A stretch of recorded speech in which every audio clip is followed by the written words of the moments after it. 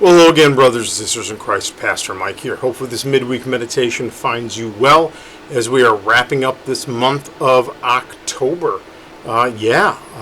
Numerous things. One, we got 2 months left in this year, so definitely be mindful, be prepared for chili cook-off, Thanksgiving, Advent, sweet treats for the midweek services, and Christmas will be here before we know it. It is going to be a wild last 2 months of the year, and then we'll be in 2026.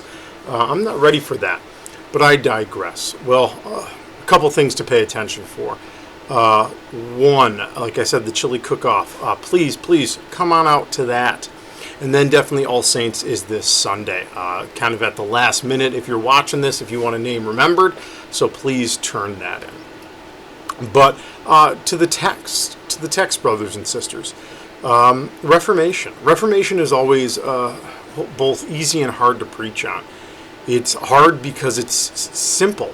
I mean, at its heart, the Reformation and the goal that Luther and Reformers always have is to get us back on track, to get us back focused on what is central. And hopefully that was heard, but not in the beating up, like how dare you not be focused on what's central at the moment, but in that graceful understanding of that's just the nature of the beast. We get distracted. We lose sight of what matters.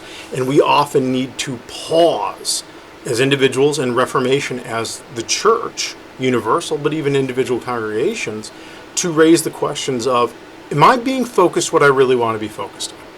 Am I really focused on God right now?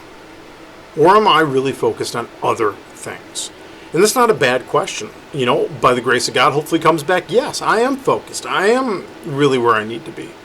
But that's something we can always be asking. And Reformation is meant to be that grace-filled opportunity of health of, all right, yeah, we're distracted by some other stuff. How do we get our head back on the swivel? How do we get it where we need to be? Nothing wrong with that. That's good. The problem is when we get so invested in things that we can't see past them. And then even when somebody maybe raises up, hey, are you where you want to be? And we cling too tightly to those other things. I mean, it's dangerous. I often joke. I mean, the carpet of the church is not something to rip the church about over. But some people get so caught up, well, it has to look this way. Does it? I mean, Jesus had 12 guys, and they just kind of wandered around, and he did a pretty good bang-up job with that, didn't he? So sometimes the things that we can get focused on really don't matter. I mean, it happens as parents. It happens as kids. Kids are the best example of it. I mean, how often do sometimes kids get so caught up with, well, I got to be part of this newest fashion trend. Well, why? Who cares? I mean, if somebody really judges you on something that minuscule, God bless, they need more help than I could probably give them as a pastor. Well, but I'm getting a little bit cranky there. Getting a little bit cranky with that. But then our next Sunday, our Sunday coming up is All Saints, where the church observes this wonderful theological understanding of the communion of saints, where in baptism we are all bound to each other. The newly baptized, the deceased, those yet to be, we are one communion of faith.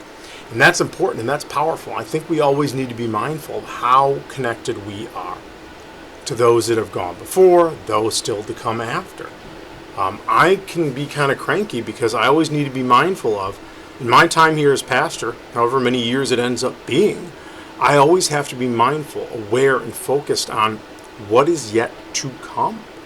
Hopefully 3 generations after I'm dead, there will still be a vibrant congregation here at Emmanuel.